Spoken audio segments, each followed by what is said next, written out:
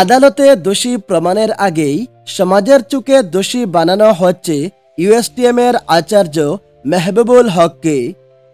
মেহবুবুল হককে যেভাবে আটক করে কারাগারে বন্দী করা হয়েছে তা কোনোভাবেই গ্রহণযোগ্য নয়, এমন মন্তব্য করলেন গুয়াহাটি হাইকোর্টের বরিষ্ঠ আইনজীবী তথা কংগ্রেস নেতা হাফিজ রশিদ আহমেদ চৌধুরী।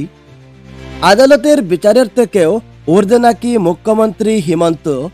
মেহবুবুল হক দীর্ঘদিন জেলে থাকবেন কিভাবে জানলেন মুখ্যমন্ত্রী?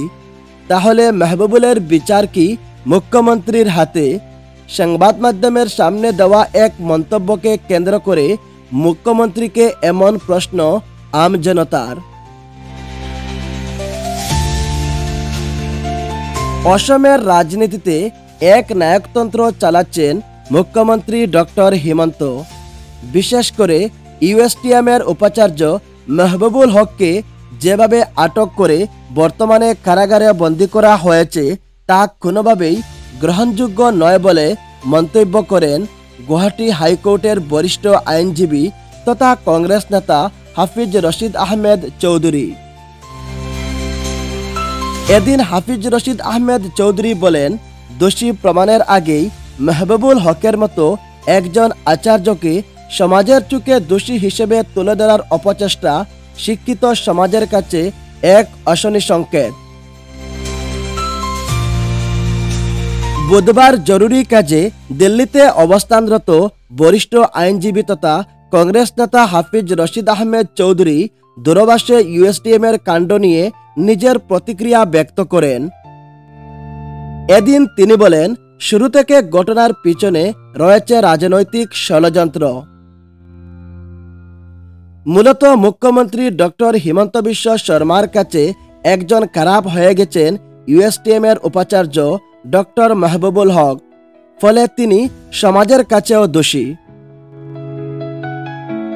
রীতিমতো মুখ্যমন্ত্রীর ইশারায় পুলিশ মেহবুবুল হককে রাতে গুয়াহাটি থেকে প্রথমে আটক করে পরবর্তীতে তাকে করিমগঞ্জ সদর থানায় নিয়ে যাওয়া হয়।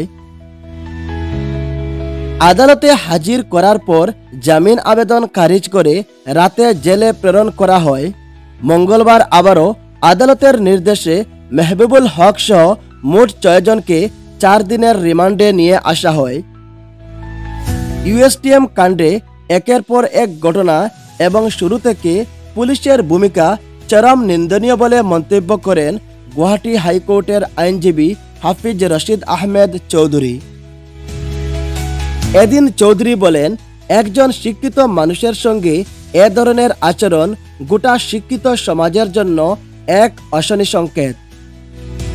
মেহবুবুল হকের বিচার প্রক্রিয়া শেষে যদি দোষী সাব্যস্ত হন তাহলে আদালত শাস্তি প্রদান করবে,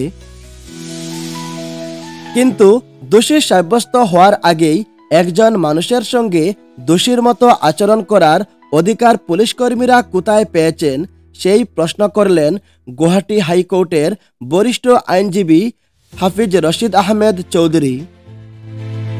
এদিন তিনি বলেন, ক্ষমতা চিরদিনই ক্ষণস্থায়ী এবং পালাবদল রাজনীতির অঙ্গ। ফলে হিমন্ত বিশ্ব শর্মা যেমন চিরকাল মুখ্যমন্ত্রী থাকবেন না, তেমনি বিজেপিও যুগ যুগ ধরে ক্ষমতায় থাকবে না বলে কটাক্ষ করেন কংগ্রেস নেতা হাফিজ রশিদ আহমেদ চৌধুরী। তবে যেদিন ক্ষমতা এবং পদ হারাবেন হিমন্ত বিশ্ব শর্মা, সেদিন সব কিছুর জবাব তাকে দিতে হবে বলে নিজের ক্ষোভ ব্যক্ত করলেন গুয়াহাটি হাইকোর্টের বরিষ্ঠ আইনজীবী তথা কংগ্রেস নেতা হাফিজ রশিদ আহমেদ চৌধুরী।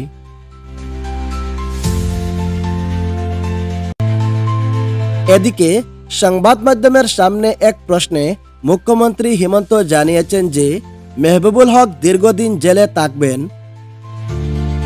এদিকে মেহবুবুল হকের ঘটনা আদালতের বিচারাধীন, তাহলে মুখ্যমন্ত্রী কিভাবে জানলেন যে ইউএসটিএমের আচার্য মেহবুবুল হক দীর্ঘদিন জেলে থাকবেন? তাহলে মেহবুবুল হকের বিচার নাকি মুখ্যমন্ত্রীর হাতে? সুশীল সমাজের পক্ষ থেকে এমন প্রশ্ন দেখা যাচ্ছে সামাজিক যোগাযোগ মাধ্যমে।